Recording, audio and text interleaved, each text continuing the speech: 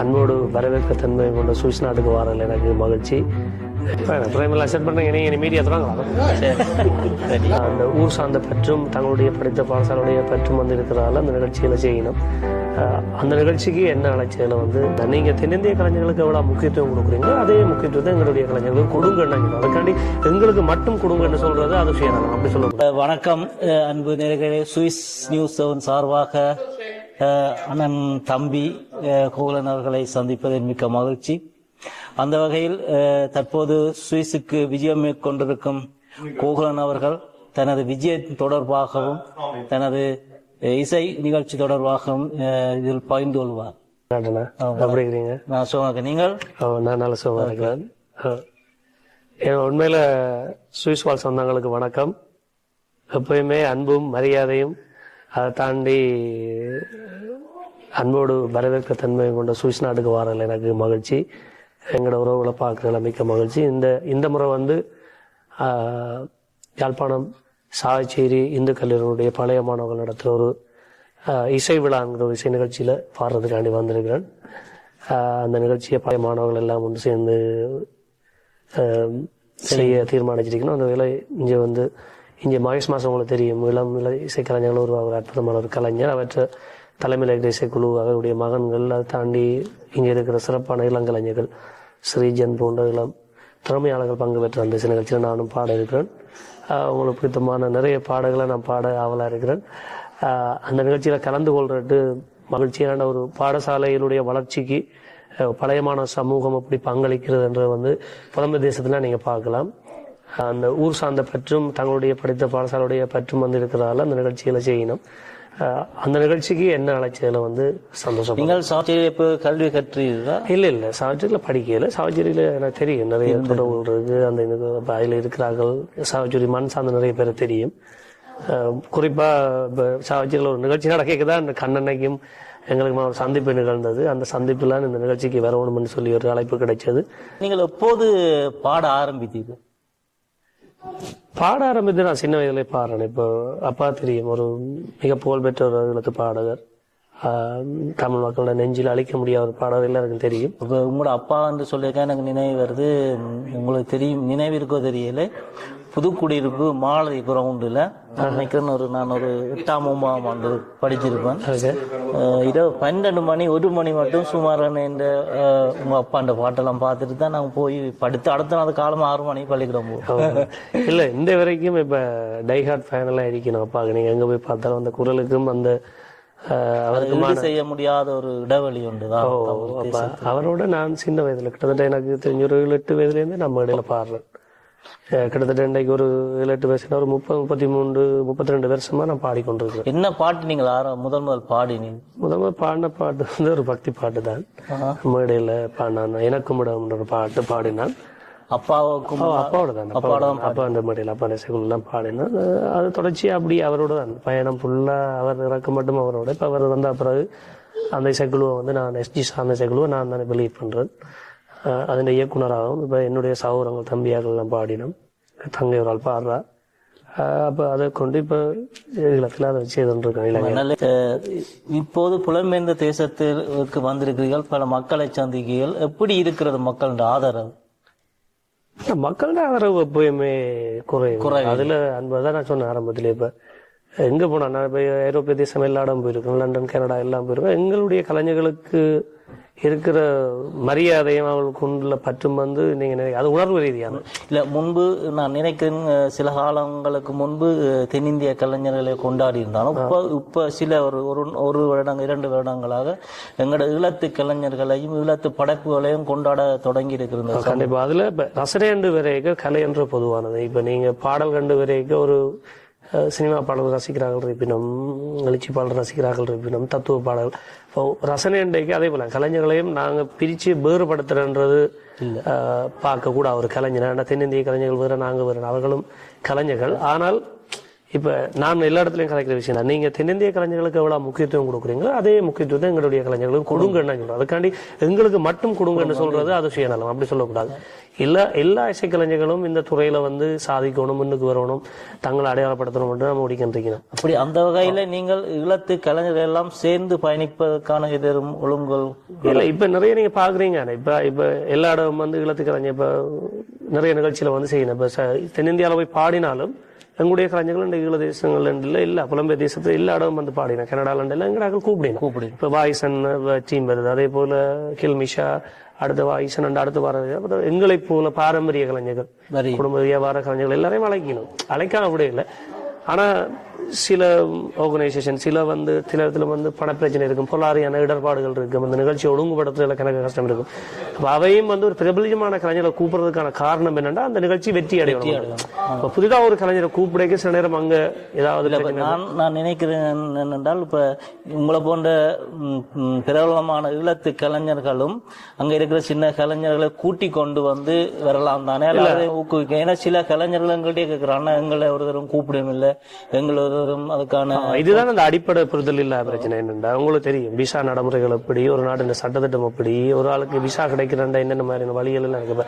அதை நான் தெளிவுபடுத்தணும். அது ஏன்னா விசா வந்து சாதாரணமா நாங்க நிறைய தரம் வந்து போற எங்களுக்கே வந்து சில நேரத்துல விசா கிடைக்கிறீங்க, அது மாதிரி கிடைக்கும். அப்ப நீங்க உங்களுடைய முயற்சிகளை செய்யறதோட உங்களுக்கு கிடைக்கிற சந்தர்ப்பங்களை நீங்க பயன்படுத்திக் கொள்ளணும். அதை தாண்டி ஒரு தொழில இயங்குறீங்கன்னா உங்களுடைய தொழில் சார்ந்த ஒரு பதிவு வச்சிருக்கணும். அது சார்ந்த உங்களுடைய வருமானங்களை எல்லாம் நீங்க வங்கியில சேமிச்சு அதை காட்டணும், பதவி இருக்கணும் உங்களுக்கு. அதெல்லாம் சரியான முறையில செய்து கொண்டு போனா தான் நீங்க ஒரு நாட்டுக்கு விசா எடுக்க கிடைக்கும். நான் கூட பலதரப்பட்டு விசா நிராகரிக்கப்பட்டதான் எனக்கு கிடைச்சது. ஆனா வெளியில விரும்பி வேணும் சில பேருக்கு. எனக்கு தெரிஞ்சு நிறைய கலைஞர்களுக்கு வந்து விசா நிராகரிக்கப்பட்டிருக்கு. அவை வந்து அப்பீல் பண்ணி எல்லாம் பாத்தீங்கன்னா இல்லை. அப்ப அதை நீங்க மனம் தளராம தொடர்ந்து உங்களுக்கான சந்தர்ப்பங்களை நீங்க தேடி நிகழ்ச்சி செய்கிற ஆக்கள் எங்கெங்க இருக்கணும், எங்கட கலைஞர்களை பெற்றுள்ளாங்களா அணுகி அதோட செய்யணும். உதாரணத்துக்கு எந்த இசைக்குழுவிலேயே 10-15 கலைஞர் இருக்கணும், அவையிலேயே நான் கொண்டு வர முடியாத சூழல் இருக்கு. ஏன்னா இதுதான் பிரச்சனை. அப்ப அதுக்கான சூழலும் காலம் சரியா வரைக்கும் அது நடக்கும். தோல்வி வரும், சறுக்கல்கள் வரும், அவமானங்கள் வரும், எல்லாமே வரும் ஒரு கலைஞனுக்கு. நான் கிட்டத்தட்ட 30 வருஷம் இந்த துறையில பயணிக்கிறோம்டா, நான் என்னுடைய தந்தையார் என்ற காரணத்துக்கு இல்ல, தந்தையாற்ற பிரபலமான பாடகரா இருந்தாலும் நான் திறமை உள்ள ஒரு பாடகனா இருக்கணும், கலைஞனா அப்பதான் சமூகம் ஏற்றுக்கொள்வேன். அப்ப இன்றைக்கு பாருங்க, இன்றைக்கு இந்தியாவில எத்தனையோ பிரபலங்களுடைய மகன்கள் இருக்கணும், நீங்க பாக்கலாம். ஒரு சில பேரை தவிர மற்ற எல்லாரும் இங்க காணாம போயிருக்கணும். அப்ப டக்குன்னு கையை நட்டி சொல்லிடலாம் அவன் சாந்தனமானுடைய போற, அப்படி அல்ல.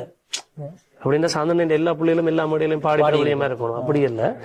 அதுக்குரிய காரணங்கள், அதுக்கான காலங்கள் எல்லாம் சரியா வரைக்கும் நீங்க செய்யற ப்ரோசஸ், அதான் நீங்க எப்படி உழைப்பை கொடுத்துருக்கீங்க, நீங்க எவ்வளவு காலம் பயணம் செய்திருக்கிறீங்க, அந்த துறையில எவ்வளவு உண்மையா இருக்கிறீங்கன்றும் இருக்கும், நேர்மையா இருக்கும். சில பேர் சில கலைஞர்கள் என்ன பிரச்சனையா நல்ல திறமையாளர்களா இருப்பா, பழக்க வழக்கம் பிரச்சனையா இருக்கும். சரியா? அப்ப ஒழுங்கினங்கள் பிரச்சனையா இருக்கும், வந்த இடத்துல சில பிள்ளைகள் விட்டுருப்பினோம், அவன் நிகழ்ச்சி ஏற்பாடுகள் முரண்பாடு இருக்கும், அப்ப திருப்பி கூப்பிட மாட்டோம். அப்ப நீங்க என்னதான் இருந்தாலும் எங்கட மக்கள் வந்து என்ன இருந்தா ஒரு கலைஞர் ஒரு பண்புமிக்க கலைஞனா தான் வெளியில பாப்பிடும். நீங்க ஒரு கலைஞர் சமூகத்தின் அடையாளம்.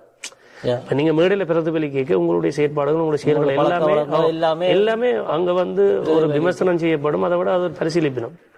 அப்ப அதுல நாங்க தெளிவா இருக்கணும். அப்ப அது தெளிவா இருந்தீங்கன்னா ஈஸி. அதுதான் சொல்லலாம். அடுத்து வார கலைஞர்களும் இதை நீங்க கேட்ட மாதிரி அங்க இருந்து கேட்கிற கலைஞர்கள் கற்றுக்கொண்டு வந்தா சரியான இடத்துக்கு வரலாம். கண்டிப்பா நீங்களும் ஒரு நாள் இந்த நிச்சயம் வரலாம். யூரோப்பா இல்ல, நீங்க உலகளவுல பெரிய கலைஞனா வரலாம். அப்பா பாடின பாட்டில் உங்களை ஈர்த்த இல்ல கவர்ந்த ஒரு பாட்டு? அப்பான பாட்டுல நீங்க ஒரு பாட்டு தான் பிடிக்கும்னு சொல்லலாம். ஏராளமான பாட்டு இருக்கு. அது உங்களை மிக மனதை தொட்ட இல்ல, ஏராளமா அதான் சொல்றேன், ஏராளமான பாட்டு இருக்கு. அப்பான பாட்டுல ஒவ்வொரு பாட்டும் கேட்டா ஒவ்வொரு உணர்வை சொல்ற பாட்டு இருக்கு.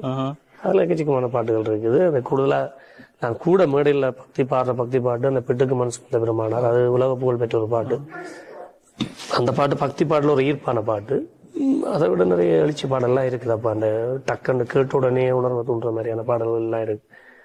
தொடர்ந்து உங்களோட கலை பயணத்தை இந்த கட்டத்துக்கு நகர்த்த இருக்கிறீங்க, இசைக்குழு சார்ந்தோ அல்லது கலைஞர்கள் சார்ந்தோ? இல்ல, இப்ப எங்களுக்கு இப்ப கலைஞர் நான் சொல்றேன், ஒரு இடத்து பாடகனா நிறைய சவால்கள் பிரச்சனை எல்லாம் இருக்கு. அது எல்லாத்தையும் தாண்டி ஒரு இந்த கலைஞனா இந்த இதுல முன்னேற வந்து கத்தியில நடக்கிற மாதிரி தான். அப்படி வந்து நிறைய படைப்புகள் செய்யறோம், நிறைய மேடை நிகழ்ச்சிகள் செய்யறோம். ஆனா மேடை நிகழ்ச்சி செய்தாலும் எங்களுக்கான அடையாளம்ன்றது எங்களோட சொந்த மாணவர் படைப்புகள் தான் எங்களை எதிர்காலத்துல வச்சிருக்கு. அப்படியான படைப்புகள்லயும் சில பிரச்சனைகள் இருக்கு. இப்போ ஒரு பாடலை நாங்கள் உருவாக்குறதுக்கு ஒரு பாட்டை வந்து விஷுவலாக எடுக்கிறது 10-15 லட்சம் ரூபாய் எங்கட கையால் போட்டு செய்ய வேண்டிய நிலைமை இருக்கு. அப்போ ப்ரொடியூசர்ஸ் அதாவது தயாரிப்பாளர்கள் கிடைக்கிற வந்து பெரிய அரிதாக இருக்கு, கஷ்டமா இருக்கு. அப்படி இருந்தும் சில பாடல்களை செய்ய முயற்சிக்கிறது காலத்தில் ஒரு நிறைய பாடல்கள் எங்களுக்கான பாடல்களை செய்யறதுக்கு, அதாவது காதல் பாடல், தத்துவ பாடல், சமூகம் சார்ந்த பிரச்சனைகளை சொல்ற பாடல்களை செய்ய முயற்சிக்கிறது. அதுக்கான முன்னேற்பாடுகள்லாம் நடந்து கொண்டிருக்கு. அதுக்கான தயாரிப்பாளரையும் தேடிக்கொண்டிருக்கு. குறிப்பா புலம்பெயர்ந்த தேசத்தில் இருக்கிற ப்ரொடியூசர்கள் அங்க வந்து இவ்வாறான கலைஞரை ஊக்கப்படுத்துறது குறைவு அப்படி என்றதோ அல்லது இல்ல கண்டடைவதில்லை என்றதோ பிரச்சனை இருக்கு. இல்ல, நீங்க அது இப்ப 2 வகையா பார்க்கலாம். ஒன்று வந்து ஒரு கலைஞனை வளர்த்து விடணும்னு பார்த்து ஆதரவு கொடுக்கிற ப்ரொடியூசர்ஸ் இருக்கணும். ஆனா தொழில் ரீதியா ஒரு காசை கொண்டு போட்டு செய்கிறார்கள் வந்து அதுல இருந்து வருமானம் பெறணும் தான் பார்ப்பேன். 2 வகையானாக்கள் இருக்கணும். அப்ப இந்த வகையானாக்கள் குறைவு. எப்படி என்றா கூடுதலா ஆதரவு கொடுத்து வளர்க்குற வந்து ஒரு சில பேர் இங்கே இருந்து செய்யணும். தொழில் ரீதியா வந்து ஒரு படைப்பை செய்யக்க அதுல வருமானம் பெறாட்டி அது ஒருக்கா செஞ்சுட்டு அப்புறம் அதே வருமானம் திருப்பி அது பிள்ளைன்னு நான் சொல்லல. ஆனா அப்படி வாராக்களுக்கு நான் வைக்கிற வேண்டுகோள் வேண்டாம், கொஞ்சம் காலம் ஒரு நல்ல கலைஞர் நீங்க அடையாளம் கண்டுட்டீங்கன்னா அது சப்போர்ட் பண்ணி ஓரளவு வளர்ந்து விட்டா பிறகு தொழில் ரீதியா நீங்க அதுக்கு ஒரு முனைப்பை காட்டலாம். அப்படிதான் ஈழத்துல செய்யலாம். வேண்டாம், எங்களுக்கான ஒரு பெரிய களம் இல்லை, பெரிய வெளி இல்லை. இப்போ சினிமா, இந்தியன் சினிமா மாதிரி ஒரு பெரிய தளங்கள் இல்லை. இன்றைக்கு எங்களோட புலம்பெயர் தேசத்து மக்களையும் அதை தாண்டி இன்றைக்கு இருக்கிற யூடியூப், முகநூல் அப்படியான வலைத்தளங்களை நம்பித்தான் நிறைய கலைஞர்கள் வருகிறார்கள். இளம் கலைஞர்களும் சில பேர் அங்க பிரசித்தம் பெற்றி விட்டு கொஞ்ச காலம் வந்துட்டு திரும்பி புலம்பெயர் தேசத்துக்கு வாராக நாங்க தங்களுக்கான பொருளாதார பிரச்சனை அல்லது வருமான பிரச்சனை என்றது இல்ல, அது புரிதல் இல்ல தன்மை. இப்ப இங்கத்தே சூழல் வந்து அங்க இக்கரமாடு காக்கிற பச்சைன்ற மாதிரி இங்கத்தே சூழல் அங்க அவங்களுக்கு தெரியாது, அங்கத்தே சூழல் இங்கே அவங்களுக்கு தெரியாது. இங்க வந்து பார்த்தா தான் தெரியும், இங்க இருந்து போய் அங்க போய் பார்த்தா தான் இந்த சூழல் தெரியும். அப்படி தெரியா வந்து சில பேர் கஷ்டப்படுறாங்களா இருக்கு. நிறைய கலைஞர்கள் வந்து இங்க வேற வேலை, தங்களோட தொழிலை விட்டு போட்டு வேற வேலை செய்யணும். அதான் சொல்லணும், பொருளாதார ரீதியான இடர்பாடும் அடுத்த கட்டத்துக்கு தங்களுடைய முயற்சிகளை கொண்டு செல்ல முடியாத கலைஞர்கள் தான் அப்படி செய்யறது.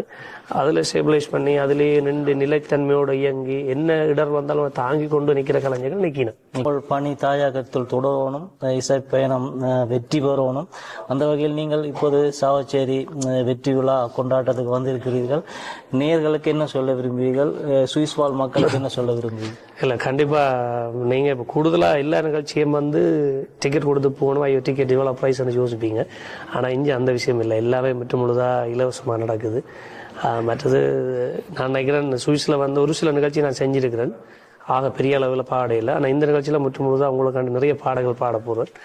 கண்டிப்பா வாங்க, வந்து உங்களுடைய ஆதரவை தாங்க. என்னன்னா இப்ப நான் நெடுக்க சொல்ற விஷயம் தான், நீங்க தென்னிந்திய கலைஞர்கள் எங்களை கலைஞர்னு பார்க்காம எங்க கலைஞர்களை வரைக்கும் நீங்க பெருவாரியா வந்து உங்களுடைய ஆதரவை தருவணும். ஏன்னா ஒரு நிகழ்ச்சியின் வெற்றி என்று வந்து பொருளாதாரியான வெற்றி இல்லை, அங்க எவ்வளவு மக்கள் வந்து அதுக்கு ஆதரவு கொடுக்கணுமோ அதுதான் வெற்றி. அப்ப அங்க வந்து எங்களுடைய கலைஞர்களை கொண்டாடுவேன். நீங்க வருவீங்கன்னு நான் நம்புறேன். கண்டிப்பா வாங்க, வந்து உங்களுடைய அன்பையும் ஆதரவையும் தாங்க. அதோட எங்கனை அழகா செவி கண்ட ஜெராட்டனாகும் சுவிஸ் நியூஸ் ஊடக நிறுவனத்துக்கு என்னுடைய அன்பும் நன்றியும் தெரிவித்துக் கொண்டு உங்களோட வந்து விடைபெறுகிறேன். இன்பமே சூழ்க, எல்லோரும் வாழ்க. நன்றி. நன்றி. இந்த பொன்னான அல்லது இந்த மிக குறுகிய நேரத்திலும் இந்த சந்திப்பை மேற்கொண்டதுக்கு நாங்கள் மற்றொரு காணொலியில் இருந்து சந்திக்கும் வரை நன்றி கூறி விடைபெறுகிறோம். நன்றி, வணக்கம். www.swissnews7.com என்ற இணையதளத்தில் நீங்கள் பார்வையிடலாம்.